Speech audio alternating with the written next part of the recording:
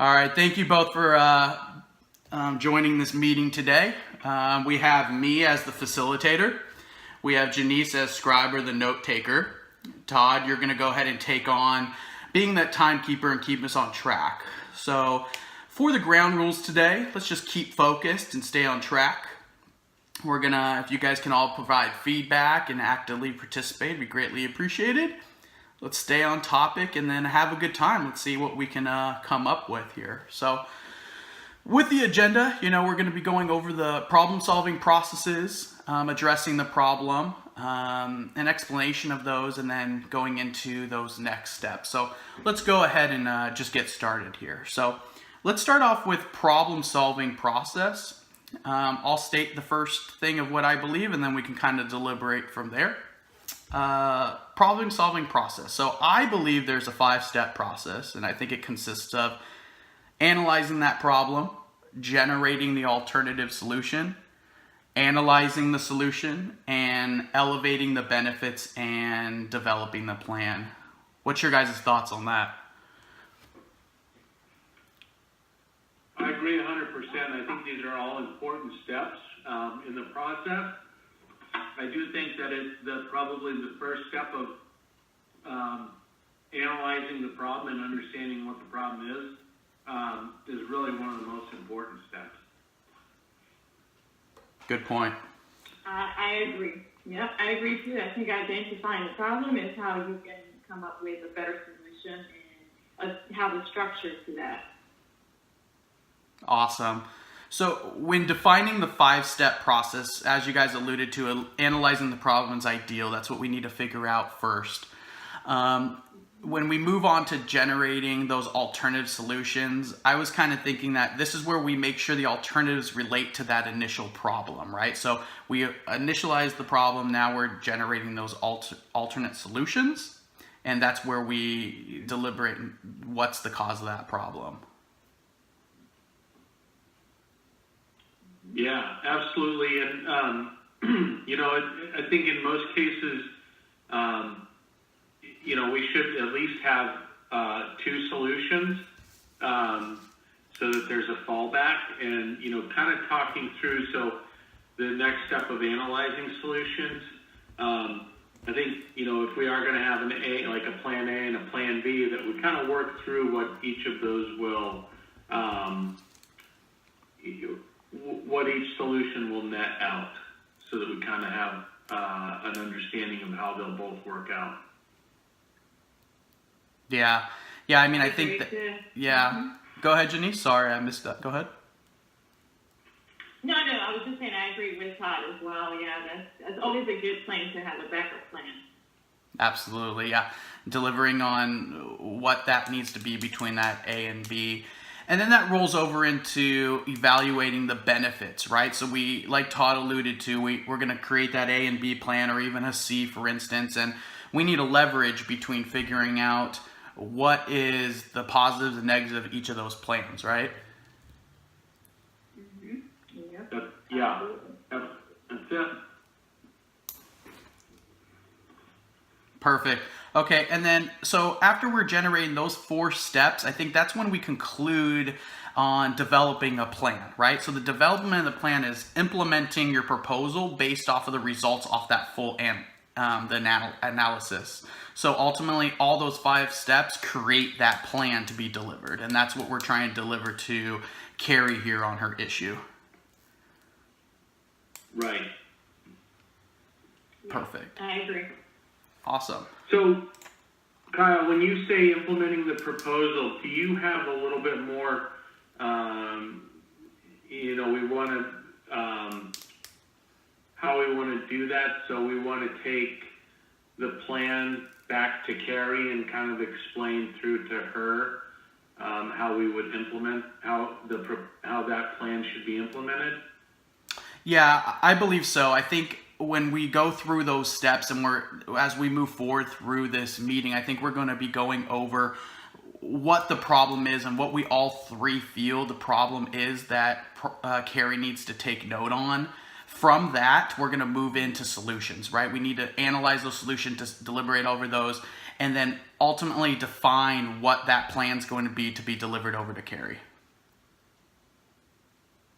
Okay. Okay, thanks for the clarification. That's helpful. For sure.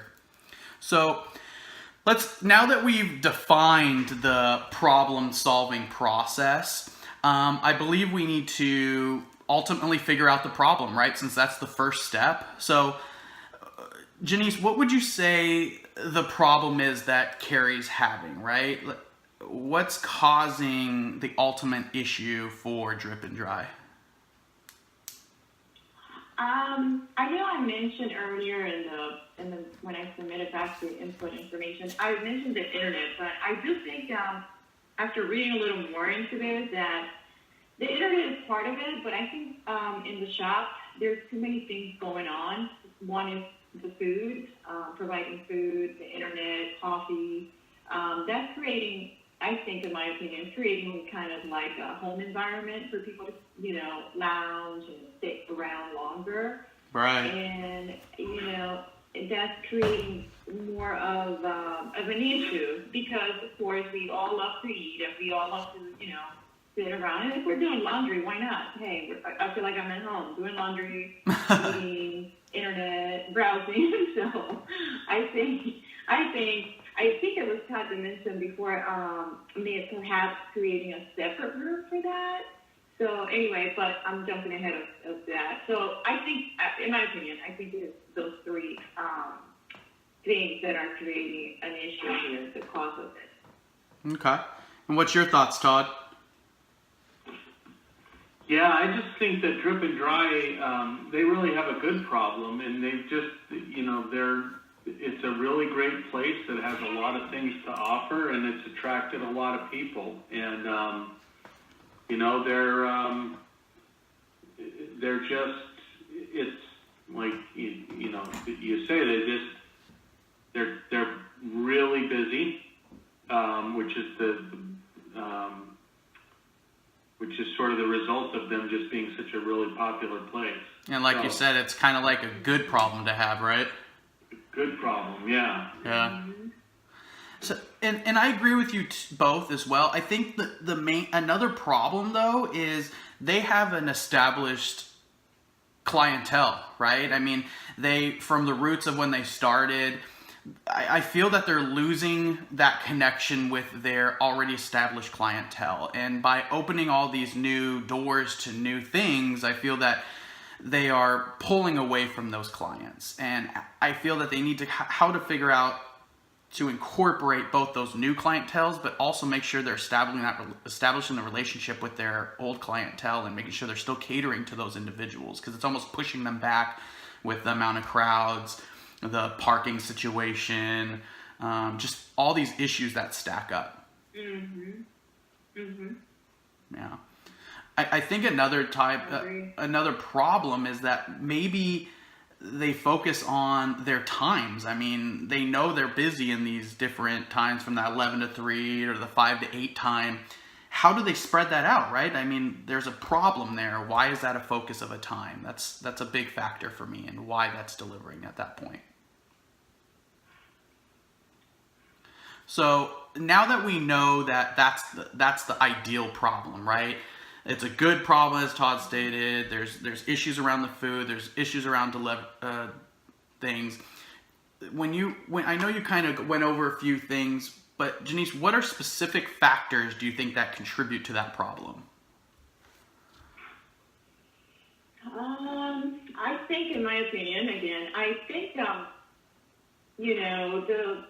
the fact that they were in the news created an allure for the new clientele to start coming in. So people didn't know about Drip and Dry until, the new customers didn't know until recently. And that's where everything kind of went chaotic, now you're getting a lot of people coming in, they found out about it. So the faithful customers are feeling kind of neglected, or they don't feel like, it's the same environment that they were used to coming in. Right. So once that article or that news actually came out about it is when everything went pretty much downhill for the faithful customers. They do not, of course, they don't like it. So Kind of erupted chaos, they have right? the same vibe. Mm-hmm. Yeah, for sure. And your thoughts, Todd? Yeah, I think, their coffee shop conquerors are one of the factors that's causing the problem. So you've got people that are, showing up, occupying valuable space, occupying valuable laundry machines that should be generating revenue. And, I think that's contributing, that's one of the big factors. Part of that, I think, is that that's what they've asked for. Those are, they sort of cater to those people. And it's kind of had this unintended consequence that, now they've got people, I don't want to say loitering, but maybe more like lingering. And, if somebody's there for too long of a period of time and they forget their laundry is in one of the wash machines or the dry machines, and that machine's not operating and can't be used, then they're losing money on those. And I think that, again, it kind of is attributed to those coffee shop conquerors who just go and kind of hang out. Mm-hmm. Yeah, that's a good perspective. And to my point, I kind of thought outside the box, right? I was thinking like, the coffee shop conquerors and then how they are just being pushed out. But I think the pushing out is maybe they grew too fast, right? I mean, they implemented a lot of things in a short amount of time. They really wanted to grow. They really wanted to jump in, just like you said. And maybe they even outgrew their location, right? I mean, if they're saying that there's tight spaces, there's not enough chairs, there's not enough parking spaces. So I mean, the old clientele keeps saying they can't park. It's too loud. They can't get their laundry done. So another point they said that is per their customer poll is that an eighth of those customers, whether they be old or new, say it's just too busy. So the flooding within one section of a building might be just size. I mean, maybe they're growing fast, but it's also a size issue within the building. Right. Yeah, I was just wanted to make sure I have like an outside perspective, when there's factors, we want to make sure we bring all of them together. Think outside the box, go to the extreme, or think about the stuff that's just right in front of you. Because if we're presenting stuff over to Carrie, we want to make sure that we're deliberating on the different factors of what we believe the main problem is. And that's good that we all basically found 3 different types of factors and we brought them all together that we can define what's going on as the factors to her problem. So absolutely. Yeah. So I want to start with Todd on this one. I want to see, now that we've kind of detailed what that problem is and what's contributing to those problems, what would you say a genuine solution would be for Carrie? I mean, I think we should all input different ideas and then ultimately decide what's a good solution for us. So I want to kind of hear from you, Todd, and get some of your thoughts on that. Yeah, I think, part of the solution for drip and dry is also part of their problem. So, they do need to make sure that they stay true to what their mission and vision was for the business when they opened it. And they did want to cater to those long-time customers that they've had. They did want it to be a place where people could go and spend a fair amount of time and feel at home and make it feel sort of quaint and unique. And so I think part of the solution is that they need to keep that in mind as they develop a plan to go forward. What you've suggested is, maybe the location isn't big enough, and I do think that's probably part of it. And if they want to continue to be what they are and offer these services and be busy but still remain sort of a quaint place where people can go and spend a lot of time, then they probably do have to look at a larger location. So, yes, in summary, I would just say that the solution is that they really got to stick to their guns and stay true to who they are. and what's gotten them here. Yeah, because just like you said, if they need to stay true, just like any company we've seen out there, right? I mean, they get too big, too fast, then they flop, right? Stick to your roots, grow from the roots, and slowly get there. I think they're just going too fast for what they're doing. And if that's a good thing, that's fine. But they needed to figure out the next path before they jumped into that next thing, understanding what the result was going to be. Right. Yeah. Yeah. And Yeah. Jenice, what's your thoughts? I know we kind of discussed a little bit on the internet and the fact that they use the office. I like that good point, because elaborate a little bit on that for me. Oh, say that again, Kyle? Yeah, so I remember when you were talking about the free internet that was causing more people to come in, and then based off your solution, and then also discussing kind of how they're limited space, and then also because they're keeping it at, people are coming in and using it as the office. That's a big deal, and I like that solution. I wanted you to elaborate a little bit on that. Sure. So my idea or my solution for that would be like, as you know, doing some research here and looking into that internet issue.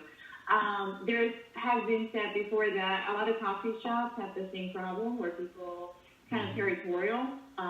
So they want to, they go in, buy a cup of coffee, and they want to sit around for however long they want to stay.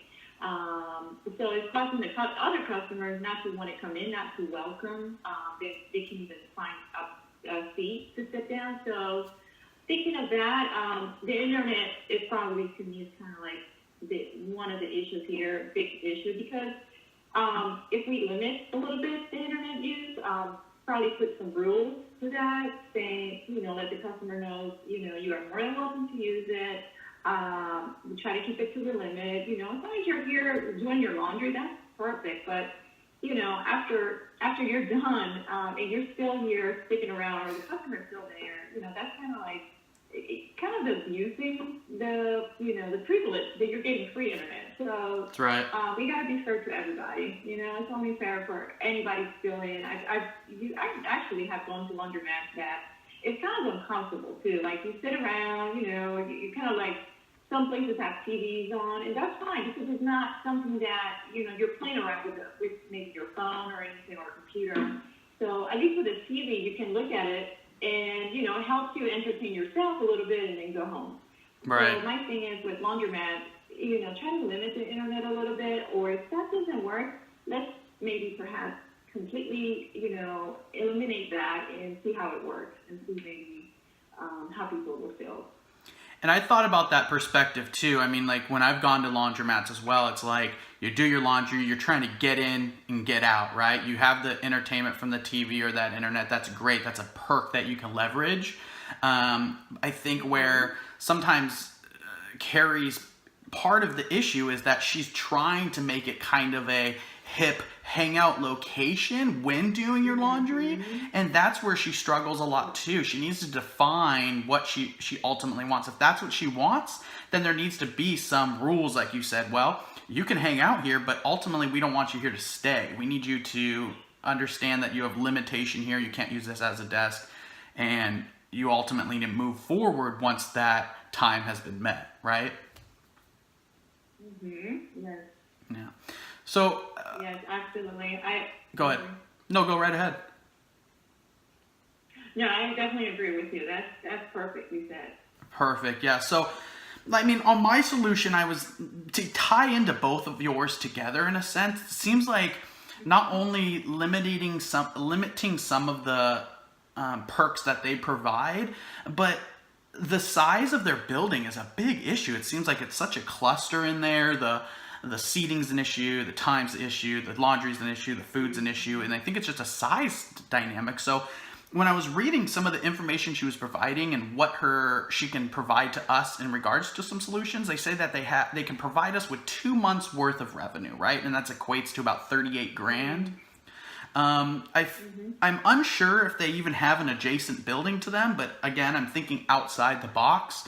Maybe they can blow one of the walls down and make a larger facility and leverage that 38,000, or bite the bullet for a little bit, understand, let your clients know that you potentially might be moving into a larger facility soon as we keep progressing. Say instead of 2 months worth, maybe you say 4 or 5 months, and then you move into a new facility and you're able to cater to not only your old clients, but your new clients, and be able to provide that food and give them the internet and give them the entertainment, so that if Carrie wants her establishment to be that hip hangout place, I bet that's kind of the right move to go. You got to move to a larger facility.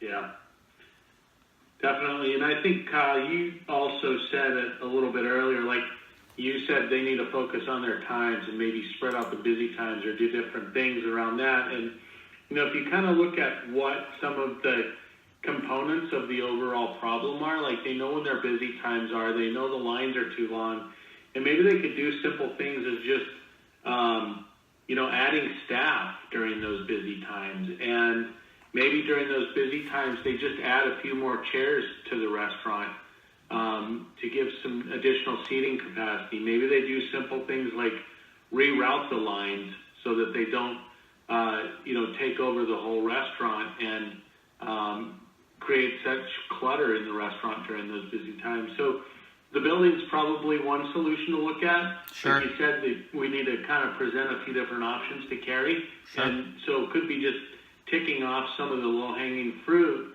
and, seeing if there are some immediate changes that they can do to solve the problems.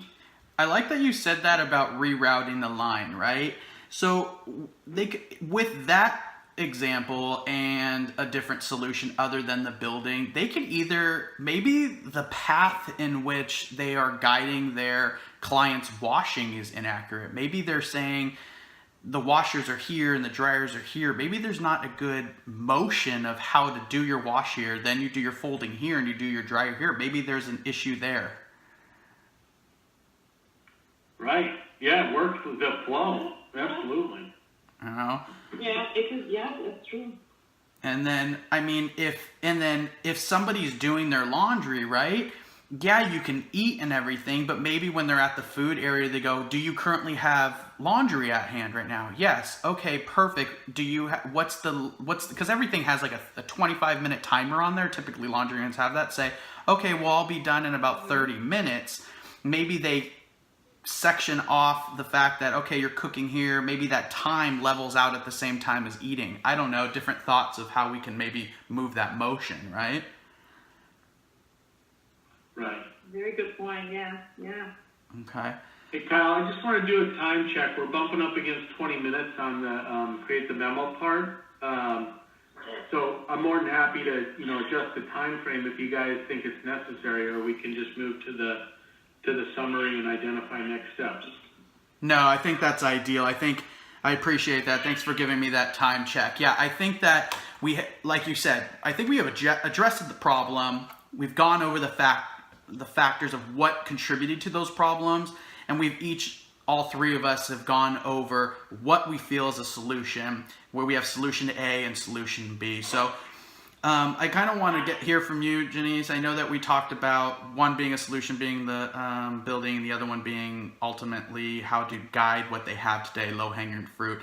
Want to get your thoughts on Plan A and Plan B. I do believe that the Plan A, the building, there should be something done with, it's more space. Like you both said that, or brought it up, that there needs to be more space for perhaps moving to a different area, and with that,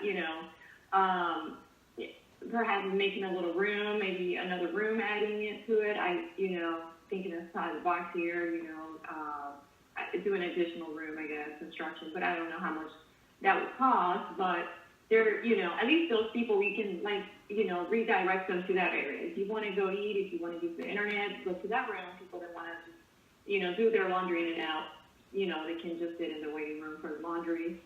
But yeah, with the internet room, that probably applies to that a little bit. So basically, customers can, pick and choose where they want to go. If you want to be, again, doing your laundry and you want to get it in and out, go for it, go to, do your laundry. And then whoever wants to stick around a little longer, then we have this section. on the other side that you can fit. But also, like I've done like I said, I've been in laundromat rooms laundromats where you can actually have the laundry mat on one side, and there's like a restaurant right next door. Sure. And people coming in, check on your clothes, go back out, go get their food, whatever they got to do. So there's some thoughts there to put into that, hopefully, so we can bring in, like you said, new customers. Also, we want to keep our old customers, but bring in new customers. Thanks, Jenice. I appreciate your feedback. And then Todd, and then your last thoughts on the solution between A and B. You feel those are two solid solutions to present over to Carrie and Drip and Dry? Yeah, Plan A, I think increasing the size of the location, allowing the business to grow in a more comfortable way. Having a good plan around that is a great Plan A, and I think a Plan B, going after the low-hanging fruit, finding alternative ways to work within their existing building and the existing location is a really good Plan B. So I would agree. Perfect. Yeah, so I think that we've addressed what we needed what we're going to present over to Carrie and Drip and Dry. We found the problem. We went over factors of that problem. We went together and decided which different solutions we came to think of. We came together as Plan A, Plan B, as Todd just referred to. We're going to compile all this information and be able to present this memo over to Carrie. So other than that, does anybody else have any other questions about what we're going to be presenting over to Carrie? Nope. Good from my perspective. Awesome. I appreciate both of you guys today. All right. Thank you. You're welcome. Thank you. Talk soon.